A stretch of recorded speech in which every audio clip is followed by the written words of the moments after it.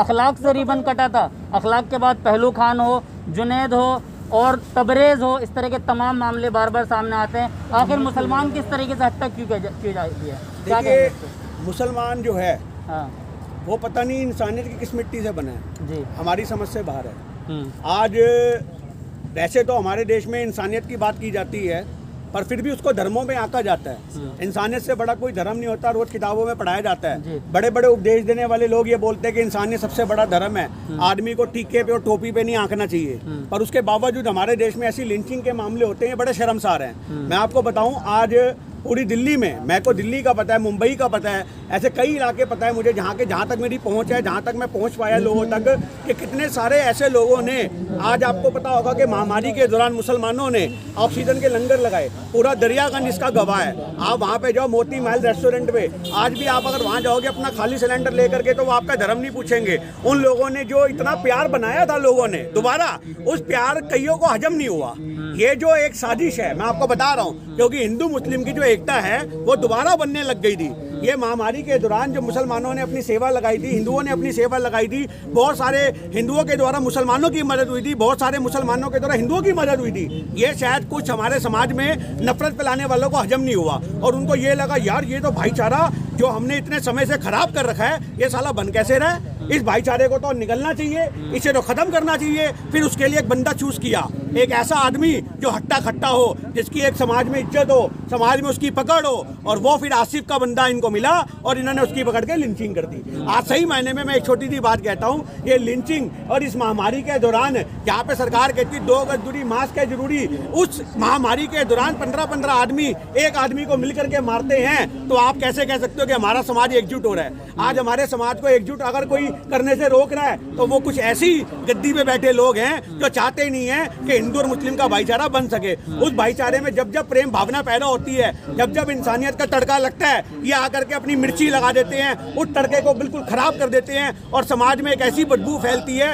नफरत की, जिसमें दोबारा हिंदू मुस्लिम शुरू हो जाता है। नहीं, एक सवाल आपसे ये भी है कि रोज हर सुबह संसद में एक नया कानून तो बन जाता है। कभी किसान आंदोलन के लिए कानून बन जाता है, कभी 3 तलाक पे कानून बन जाता है, कभी CNRC पे कानून बनता है, लिंचिंग पे नहीं बनेगा। सारी लिंचिंग हुई, उस पर कानून कब बनेगा? उस पे कानून बनेगा ही नहीं, क्योंकि हमारे समाज में आपको पता होगा भीड़ तंत्र पे कोई केस नहीं होता। आज हमारे समाज में जो कानून है वो इतना कमजोर है, सही मायने में अगर 50 आदमी किसी को मिल करके मार दें तो उनके ऊपर केस भी नहीं होता। मैं आपको बताऊं, आज वो वाली बात है, किसी की पहचान हो जाए तो हो जाए, वरना पब्लिक किसी को मारती है तो पब्लिक पे केस आज तक कभी होता ही नहीं है। तो अगर किसी की पहचान हो जाए कि भी इसने किया है तो पकड़ा जाता है। इसलिए इन लोगों को पता है कि हमारे कानून से खेलना कैसे है। जो लिंचिंग करने वाले लोग हैं वो कानून से खेलना जानते हैं, उन्हें पता है कि कानून से खेलने के लिए कानून को तोड़ मरोड़ करके हमें पेश करना पड़ेगा, और इसी वजह से हमारे समाज में लिंचिंग होती है। क्योंकि अगर एक आदमी 2 आदमी मिलकर के मारेंगे तो वो नेचुरल सी बात है, पकड़ में आ जाएंगे, पर जब एक भीड़ तंत्र मारता है तो भीड़ तंत्र के मारने की वजह से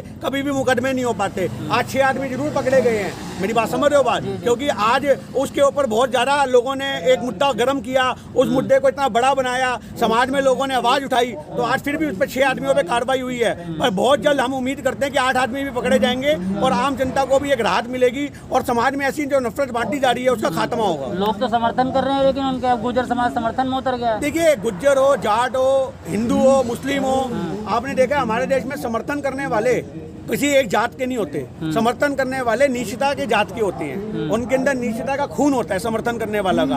आपको पता होगा आसिफा एक छोटी सी बच्ची जम्मू की कटवा गई और उसके साथ बलात्कार होता है मंदिर के अंदर, और उसके बाद उसके समर्थन में तिरंगा यात्रा निकलती है। आपको पता होगा अभी जो ये हाथरस कांड हुआ था, उसके कांड में समर्थन में ब्राह्मण समाज के लोग उतर के आ जाते हैं, ये तो दलित है भैया, मेरा दलित है तो उसको जीने का हक नहीं है। अगर आज कोई चूड़ा है, कोई चमार है, कोई भंगी है, कोई मोची है, कोई नाई है, किसी भी जात का है, तो वो नीच जात का, तो उसको जीने का हक नहीं है। सिर्फ जीने का हक अपर क्लास वाले को। ये कैसा समाज है? इस समाज पे थूकता हूं मैं।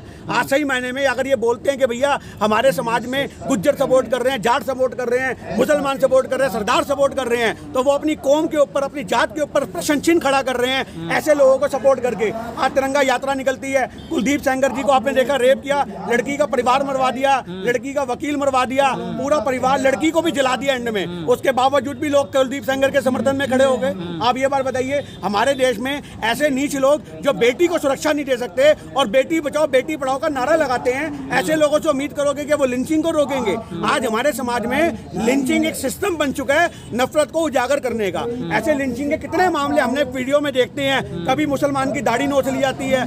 पिछले 2 साल पहले गुजरात का पुलिस इंस्पेक्टर था, पुलिस इंस्पेक्टर, सिर्फ उसने वर्दी नहीं पहन रखी थी और उसको फ्रूट वाली रेडी पे फ्रूट ले रहा था, उसकी दाढ़ी पकड़ के मारा और बोला बोल जय श्री राम। तो आप ऐसे लोगों से कैसे उम्मीद करोगे? ये तो राम के नाम का सहारा लेकर गुंडागर्दी करते हैं। ये राम जो एक पवित्र शब्द है उसको अपमानित करते हैं। आप ऐसे लोगों से उम्मीद नहीं कर सकते कि लिंचिंग के लिए कोई कानून बनाएंगे।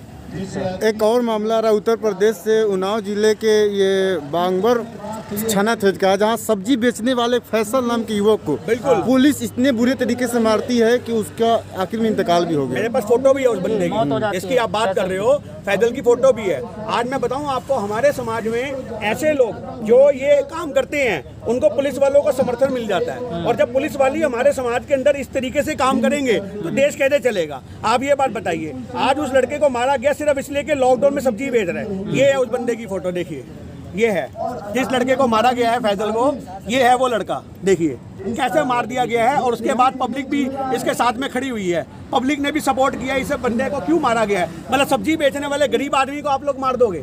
क्यों मार दोगे भैया? लॉकडाउन है, लोगों के पास रोटी नहीं है, पूरी दिल्ली चल रही है, ये गाड़ियां चल रही हैं, पूरी रोड चल रही है, पूरा हाईवे चल रहा है, सिर्फ कुछ नहीं चल रहा तो गरीब आदमी का पेट नहीं चल रहा। आज मोदी जी से बोलो अगर कहीं लॉकडाउन लगाना है ना तो गरीब के पेट पे लगा दें, साला ना उगेगा, ना भूख लगेगी, ना उठेगा।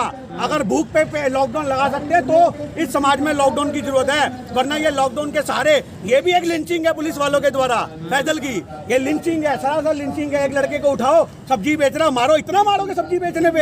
ऐसा कौन सा उसने जुर्म कर दिया? जो बलात्कार करते हैं वो तो तुमसे पकड़े नहीं जाते, उनके साथ तो पुलिस वाले फोटो खिंचवाते हैं। आप ये बात बताइए, ऐसे पुलिस वालों के ऊपर भी सवाल खड़े होते हैं कि क्यों ऐसे समाज को ये प्रमोट करते हैं, क्यों ऐसा गंदा माहौल बनाते हैं समाज के अंदर नफरत का।